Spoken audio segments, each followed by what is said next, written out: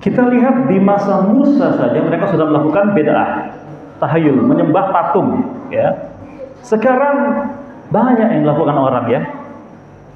Mungkin Anda merasa hidup kita sekarang ini semakin rumit, ya kan? Belum lagi 10 tahun terakhir atau Covid dan lain-lainnya, perang-perang, ya. Tetapi Masya Allah, saudara, tentu Anda sadar bahwa kita sekarang sedang mengaji di suatu masjid yang lantainya apa ini? Apa lantainya ini? Marmer, granit, keramik. Dulu masjidnya Rasulullah lantainya apa? Tanah. Ada yang mengatakan tikar sedikit, anyaman kurma. Lalu Masya Allah dindingnya apa ini? Mungkin semen, beton, ya, gitu ya. Dulu dindingnya masjid Rasulullah apa? Batu-batu yang ditumbuk-tumbuk bersama lumpur. Lalu Masya Allah ini atapnya apa? Apa ini, beton atau bagaimana, ya? Dulu atap masjid Rasulullah bagaimana? Pelepah kurma dan ranting-ranting saja. Tetapi di masa itu ada orang-orang yang sebelum wafatnya sudah dijamin akan masuk surga. Padahal mereka masuk ke masjid itu ya pakai sandal. Wudunya mungkin, wudu itu tidak harus 3 kali, ya. 1 kali boleh. Maka itu masjid kebanggaan kita di Surabaya dulu, Masjid Al-Falah Darmo. Saya ingat pernah ada masalah air di situ. Sehingga ada pengumuman, wudu secukupnya, cukup 1 kali. Bayangkan di padang pasir yang di Madinah itu orang wudu air untuk tidak boleh mubazir, ya. Ya boleh. Nah, sekarang kita Masya Allah, air lancar nggak di masjid ini? Listriknya lancar nggak? Kecuali kalau nggak bayar, gitu ya. Karena itu kita banyak menyumbang, ya, masjid ini, ya. AC-nya dingin atau tidak ini? Sekarang suara saya ini terdengar sampai jauh atau tidak? Andai kata tidak ada sound system listrik seperti ini, maka saya setengah mati supaya sampai jauh sana terdengar, ya. Allah sudah membukakan banyak sekali teknologi, betul? Dan teknologi ini kedudukannya dalam fikih adalah normal. Karena itu kalau dulu ada mengatakan teknologi internet itu haram karena internet itu buatan Yahudi, itu salah. Karena semua teknologi bisa digunakan terserah. Ya, sebagaimana pisau itu bisa untuk membunuh orang secara haram maupun memotong makanan yang enak, ya kan? Baik, saya lanjutkan. Mengenai TBC tadi, ini betul-betul saya tekankan. Karena 124.000 nabi sudah berpesan bahwa jangan mengubah-ubah aturannya Allah. Bid'ah ini apa, saudara? Nah, ini pentingnya. Ini Masjid Muhammadiyah kan, ya? Tolong, saya keliling, saya ngisi pengajian Muhammadiyah itu atau masjid-masjid lain. Saya juga pernah diundang ke masjidnya NU, Masjid Al-Sunnah, Al-Salafiyah, Masjid Dewan Dakwah, semuanya, ya. Alhamdulillah Muhammadiyah itu punya HPT. Apa HPT itu? Himpunan Putusan Tarjih Muhammadiyah. Sahih? Sudah dibaca belum? Nah, itu masalahnya. Sudah sebagian, ya. Muhammadiyah yang katanya masjidnya 5.000, 6.000, universitasnya 100 lebih, pesantrennya 400-an, ya kan? Rumah sakitnya 100 lebih, dan rata-rata ya kelas A, ya. Sekolahnya PAUD-nya ribuan, tanahnya yang dikuasai lebih besar daripada Bali, ya kan? Ada 22 pahlawan nasional dari Muhammadiyah dengan katanya kekayaan asetnya 500 triliun, ya kan? Konon nggak tahu saya, ya. Jangan sia-siakan ini, karena kekayaan umatnya Sulaiman, umatnya masa-masa lalu, insya Allah lebih kaya daripada kita. Tapi karena mereka meninggalkan akidah yang benar, membuat bid'ah, maka Allah sedikit demi sedikit mengazabnya. Setuju atau tidak? Saya bercontoh, ya. Maaf, sebelum saya lupa.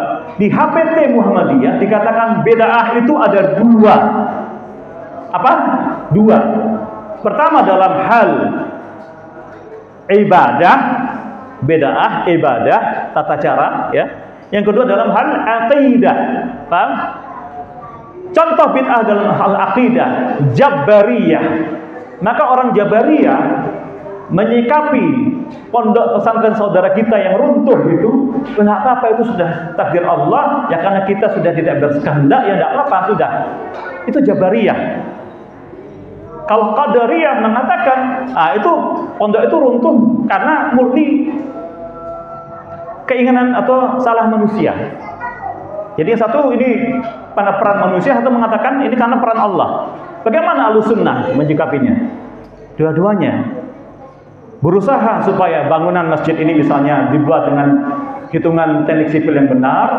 Nanti kalau sudah runtuh, misalnya ada bom, ada gempa, itu baru qadarullah gitu loh. Itu takdir bagi kita.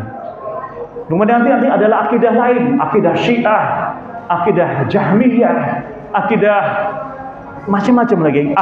Itu banyak sekali. Nah, Muhammad yang menekankan jangan menambah-nambahi akidah, mengurangi akidah. Nah, ini perlunya pendalaman mengenai pengajian gitu loh. Kemudian apalagi tidak boleh ada bid'ah mengenai apa? Ibadah. Kalau tidak ada di kitab hadis dan tidak ada di ijma, minimal tidak ada di hadis, jangan ditambah dan dikurangi. Saya mau tanya dulu, berapa jumlah hadis kitab hadis kita? Ada berapa?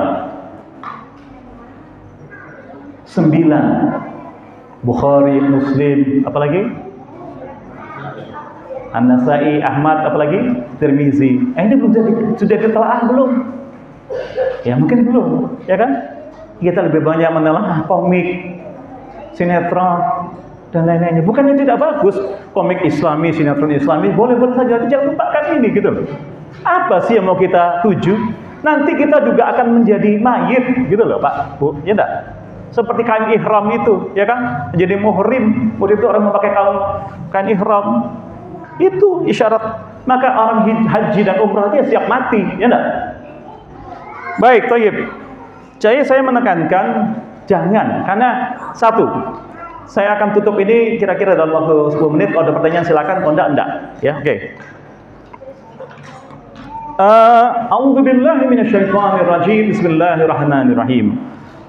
Walaqad fatannal ladzina min qablihim fala ya'lamanallahu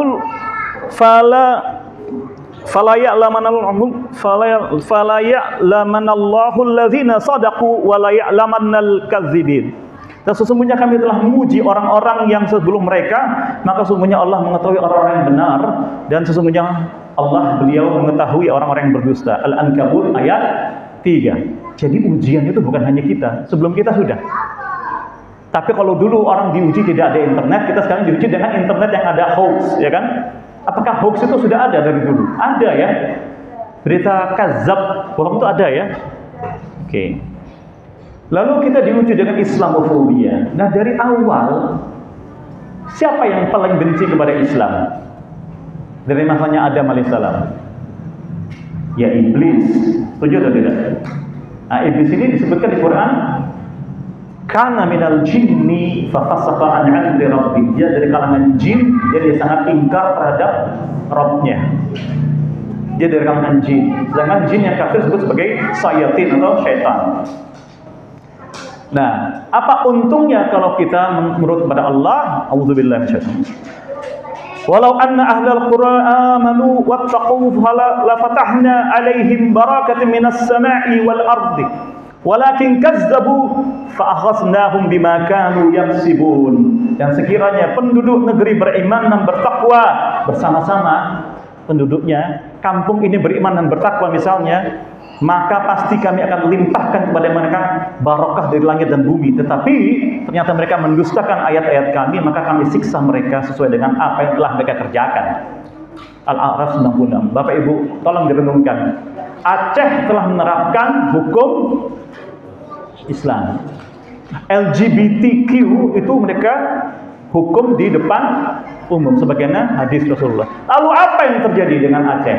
Allah bukakan pada sumber gas alam yang katanya nomor 3 terbesar dunia. Brunei mengatakan LGBTQ adalah haram. Apa yang terjadi? Tidak lama sudah itu Allah bukakan sumber minyak baru. Ini insya Allah Saudi di tengah segala kontroversi kata orang semakin tegar membela Suriah dan lain-lainnya. Dari 1948 Saudi dan negara-negara Islam itu membela atau mengurusi atau dan ikut berperang untuk para jutaan pengungsi Palestina dan Suriah. ini ditemukan sumber emas baru di Saudi sepanjang 100 km lebih katanya. Paham ya? Tidak ada yang tidak mungkin. Muhammadiyah insya Allah yang dari dulu dikatai macam-macam, di mana Ahmad Dahlan mau dibunuh di Banyuwangi, dikatai sebagai kafir, dikatai sebagai kiai palsu, dikatai sebagai Wahabi, ya, karena memperbaiki kiblat yang 22% melancang itu dan lain-lainnya. Apa yang terjadi? Muhammadiyah dikatakan organisasi Islam terbesar dunia. Tapi 100 tahun kita menderita dikatai macam-macam. Di Banyuwangi beliau hendak dibunuh bersama Nyai Walidah, istri pertama beliau, dan Kiai Suja. Ya, di film kami ada itu. Ittaqillaha haitsuma kunta, bertakwalah kepada Allah dimanapun kamu berada. Hadis riwayat Tirmizi. Ahfazil ilaha yahfazka, ihfazil ilaha tajidu tujahaka. Berjagalah Allah, niscaya engkau akan menemukan Allah, beliau akan menjagamu. Jagalah Allah, niscaya kamu betapati beliau di hadapanmu. Ya. Nah ini pentingnya untuk tidak mengubah-ubah ini. Baik, saya akan langsung loncat kepada tanda-tanda akhir zaman untuk mungkin akan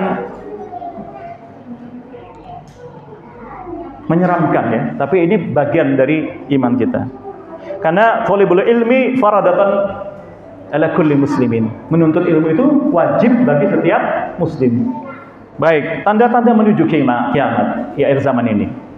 Pertama, ada yang tahu tidak kapan kiamat?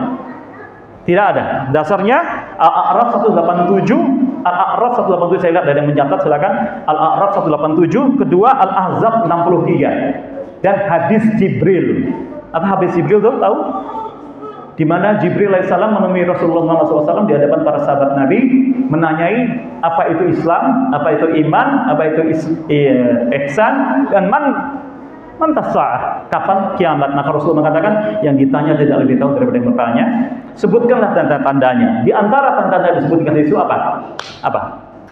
Ya, di sini hadis terkenal. Tolong Anda ini jangan lupakan hadis Jibril ini ya. Nah, ini dasar membahas apa itu Islam, apa itu iman, apa itu ihsan, dan tanda kiamat.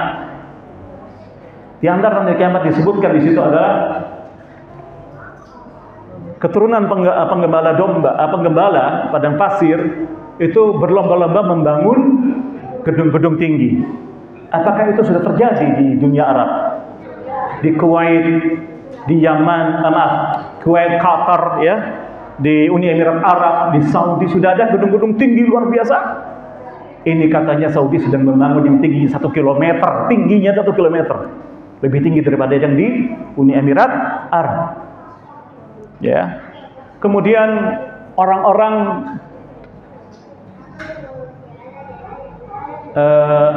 budak melahirkan tuannya. Itu tafsir panjang ya, kapan-kapan mungkin ya. Tapi di antara tafsir mungkin pada saat Mongol menyerbu Baghdad, kemudian yang mengusir Mongol balik itu adalah budak yang sudah merdeka. Jadi budak melahirkan tuannya, gitu. Kemudian orang-orang bertelanjang, berpakaian sandal, pongah dan lainnya terjadi ya. Kemudian ini saya bacakan singkat karena ini saya sarikan dari puluhan hadis. Pertama, tanda kiamat pertama menuju kiamat akhir zaman, dan sekarang ini sudah akhir zaman. Pertama, Nabi terakhir sudah diutus dan sudah wafat pula. Siapa beliau? Muhammad bin Abdullah sallallahu alaihi wasallam. Dan kita sedang menunggu kedatangan Rasulullah Isa bin Maryam al-Masih alaihissalam. Dan insya Allah juga kedatangan Imam Al-Mahdi yang mereka akan bertemu di mana? Suriah. Dan kita sekarang saksikan Suriah sudah bebas dari jajahan rezim Bashar al-Assad dan dibantu Syiah dan Rusia, betul? Dan di sana pasukan muslimin dari seluruh dunia sudah berkumpul. Maka hadis tadi mengenai sesungguhnya umat Islam akan menjadi 3 pasukan sedang dijalankan Allah ya. Pasukan pertama di mana? Di Syam. Pasukan kedua di mana? Di Yaman. Pasukan ketiga di mana? Bukan, Irak. Kata Rasulullah, pergilah ke mana? Syam. Kalau bisa kondak ke Yaman. Rasulullah tidak pernah mengatakan pergilah ke Irak. Kenapa? Karena di hadis lain munculnya Dajjal dari arah Irak atau Iran atau Persia atau Iran sekarang tempatnya Syiah. Syiah yang golongan Isna Asy'ariyah yang 12 imam. Dan kaum Syiah 12 imam ini mengatakan imam ke-12 mereka dulu pernah lahir dan kemudian sekarang sedang mastur, sedang gaib dan nanti akan datang kembali. Nah, ini berkaitan dengan kepercayaan Yahudi bahwa mereka menolak Imam al-Mahdi mereka, Masiah mereka, dan mereka masih menunggu. Nah, dari ilmu perbandingan agama, maaf ya, yang ditunggu Yahudi itu sebenarnya adalah antikristus, musuh dari Yesus, karena mereka menolak Yesus sebagai Al-Masih. Jadi Dajjal bagi kita adalah Masiah bagi Yahudi, dan insya Allah kalau kami tidak salah adalah juga 12 imam ke-12 itu. Kemudian Rasulullah mengatakan akan ada banyak muncul fitnah. Fitnah itu ujian. Dari arah mana kata Rasulullah? Dari arah timur. Pada saat diucapkan timurnya apa? Timurnya Madinah. Nah, timurnya Madinah ini apa? Ya, sekali lagi daerah Irak dan Iran tadi itu. Di mana dikatakan Dajjal atau syaitan atau iblis itu bercokol di mana? Di lautan, ya kan? Dan Dajjal akan muncul di hadis dari mana? Dari arah Khurasan atau Isfahan. Akan diikuti oleh 70.000 Yahudi. Sekarang populasi Yahudi di Isfahan Asbahan itu sudah 40 ribuan. Ya kan?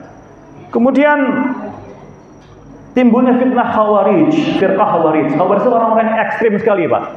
Jadi kalau orang muslim, pemimpinnya salah sedikit aja dia bunuh. Di antara yang mereka bunuh siapa? Pertama, Utsman bin Affan, dan kedua Ali bin Abi Thalib. Dengan tudingan macam-macam bahwa Utsman ini adalah orang yang nepotisme. Itu salah. Sudah mereka muncul di masa para sahabat Nabi ini. 30 tahun pertama kemudian muslim. Kalau Umar bin Khattab dibunuh oleh kaum Majusi dari Persia, Abu Luhal al-Majusi. Kemudian tanggal lain, munculnya orang mengaku sebagai nabi. Dan di Indonesia saja sudah banyak orang mengaku sebagai nabi. Ya. Oh iya, tadi sebelum jatuh, hadis Rasulullah juga mengatakan Muslim akan berperang di India. Nah, sekarang India ini sangat memusuhi, kebanyakan bisa ada ekstremis di sana yang sangat memusuhi Islam. Enggak? Orang makan sapi tidak boleh dibunuh sama mereka. Dan ini sedang terjadi. Al-an sedang terjadi di bawah pemerintahannya Modi. Diangkat hilangnya amanah. Orang-orang berjanji macam-macam tadi tidak laksana. Termasuk Afwan ya, janji paling berat itu janji terhadap publik ya. Apa misalnya janji kampanye ya. Pilihlah saya maka saya akan begini. Nah, kami mencatat, orang para ilmuwan mencatat ada tokoh besar Indonesia berjanji 60 janji tidak pernah tidak pernah, sudah 2 kali menjabat tidak ditepati. Tidak usah nyebut nama, Pak. Tahu sama tahu saja gitu. Tempe sama tempe ya gitu. Ini amanah. Dan subhanallah, kata Rasulullah, di masa amanah ini diingkari, maka muncullah, ini ingat ya, Ruwaibidah. Apa Ruwaibidah itu? Ruwaibidah itu adalah orang bodoh yang tampil untuk mengurusi orang banyak, mengurusi pemerintahan, ulama. Apakah ada ulama yang dikira ulama tapi mengajak ke neraka? Ulama masuk, ada enggak? Saya tanya, rukun Islam kelima itu apa? Haji ya. Ada enggak haji yang suka main dukun? Yang keras, ada enggak? Ada enggak haji kiai yang memang dukun? Jadi ini orang-orang seperti ini ya, bagi kami atau orang-orang yang tampil mengurusi ulama dan umara bisa saja menjadi Ruwaibidah, apalagi yang rakyat jelata seperti kita ya. Tampil di media sosial sebagai macam ulama mufti saja. Tapi apa dasar keilmuannya, ya kan? Nah, kemudian kata Rasulullah, Ruwaibidah itu muncul pada saat orang pengkhianat malah dinaikkan, sementara orang jujur mengamanah malah diturunkan. Sedikit lagi, tanda hadis lain, diangkatnya ilmu dan merajalelanya kebodohan. Banyaknya afwan, perzinahan, banyaknya orang bermain musik, perempuan melenggak-lenggok di depan laki-laki, betul atau tidak? Sudah terjadi atau belum?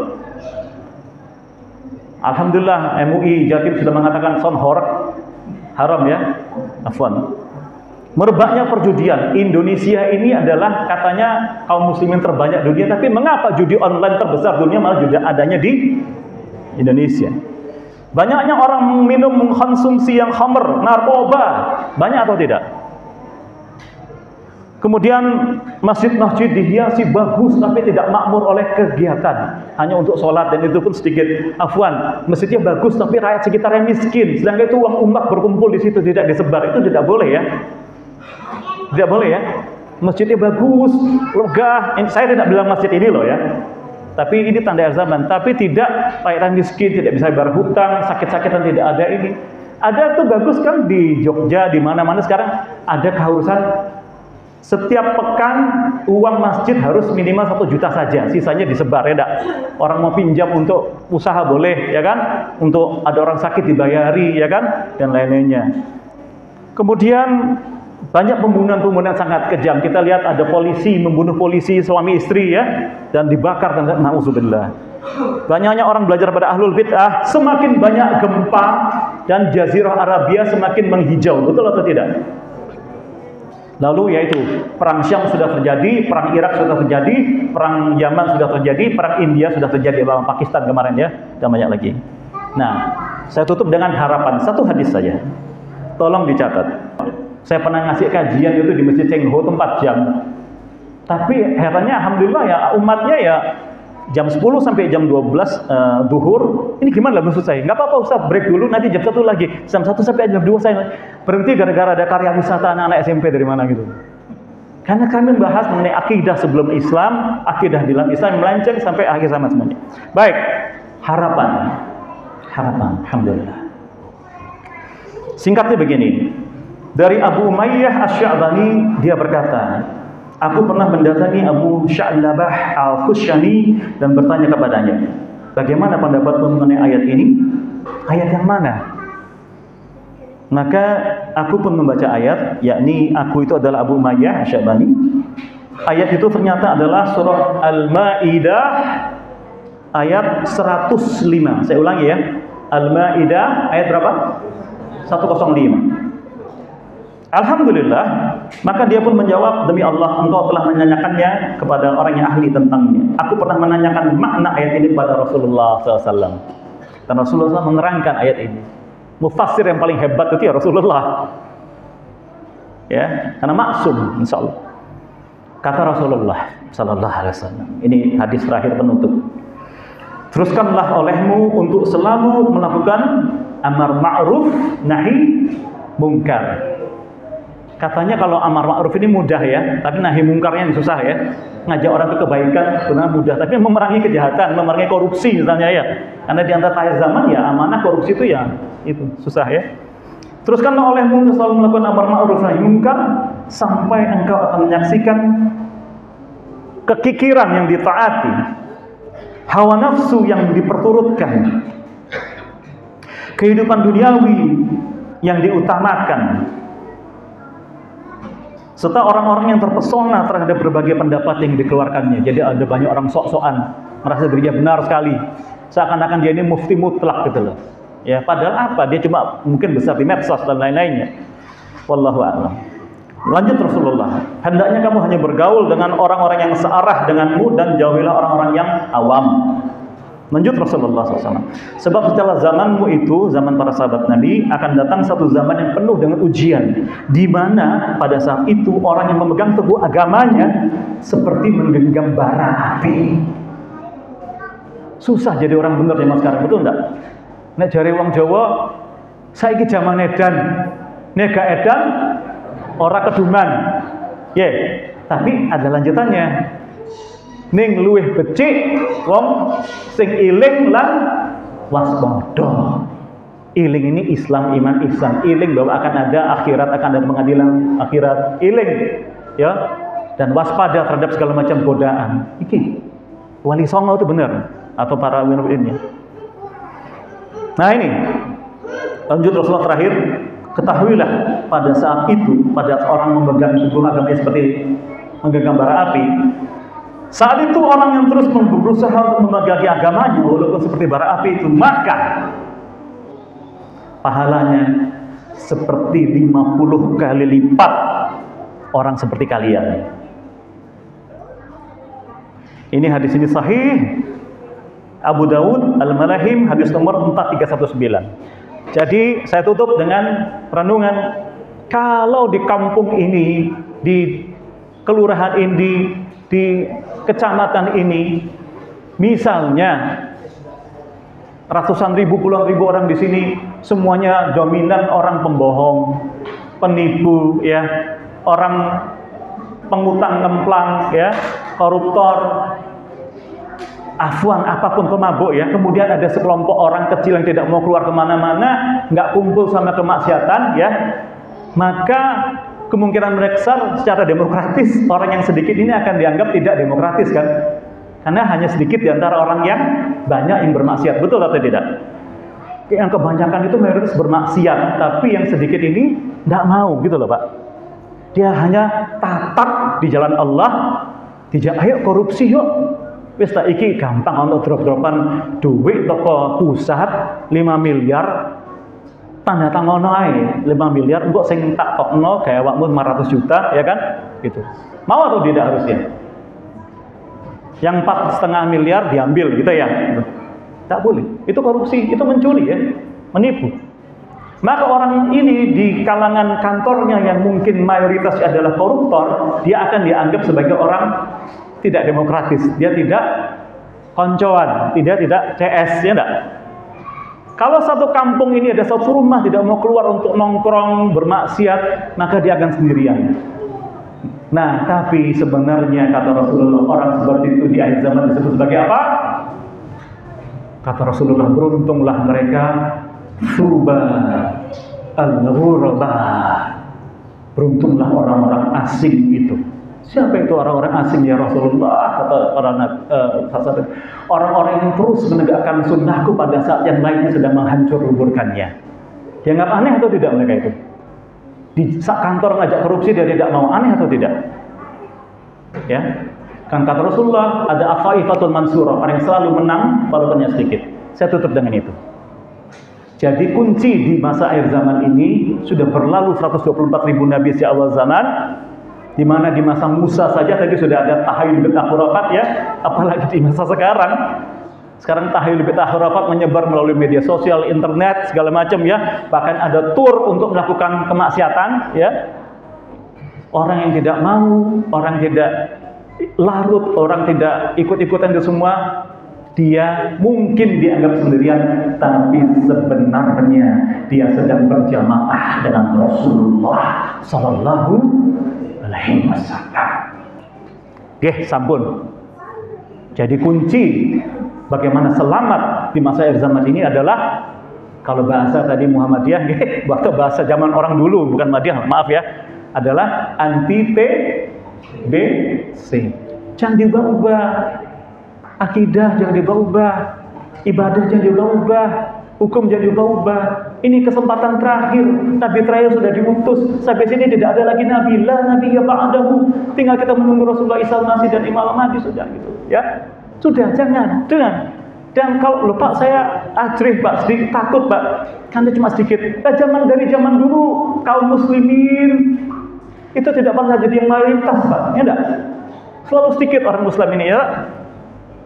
Nanti kapan seluruh dunia akan jadi muslim? Kalau Dajjal sudah dihentikan. Itu nanti. Oke, saya kira itu yang bisa saya sampaikan. Ada pertanyaan atau tidak?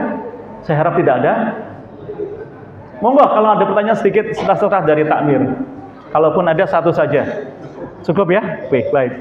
Baik, saya tutup dengan mari kita berdoa sedikit, ya. Bismillahirrahmanirrahim. Alhamdulillahi Rabbil Alamin. Segala pujian kepadamu, ya Allah, Tuhan pengatur seluruh alam semesta. Astaghfirullah, la ilaha illa anta, subhanaka inni kuntu minadh dhalimin. Ya Allah, ya muqallibul qulub, tsabbit qulubana 'ala ad-din. Wahai Allah, Tuhan yang mampu membolak-balikkan kalbu, tetapkanlah kami di jalan-Mu, ya Allah. Allahumma atina fid dunya hasanah wa fil akhirati hasanah wa qina adzabannar. Berikanlah kepada kami kebaikan dan di dunia dan kebaikan di akhirat, dan jauhkanlah dari neraka. Rabbana firli wa li walidayya wa lil mu'minina yauma yaqumul hisab. Ya Allah, ampunilah kami dan orang tua kami dan leluhur kami, dan permudahlah nanti di masa saat hari perhitungan pengadilan, ya Allah. Allahumma kfini bihalalika an haramika wa akhnini bifadlika amman siwak. Berikanlah kepada kami yang halal-halal saja, ya Allah. Jangan yang haram, ya Allah. Dan janganlah kami sampai meminta kepada selain Engkau, ya Allah.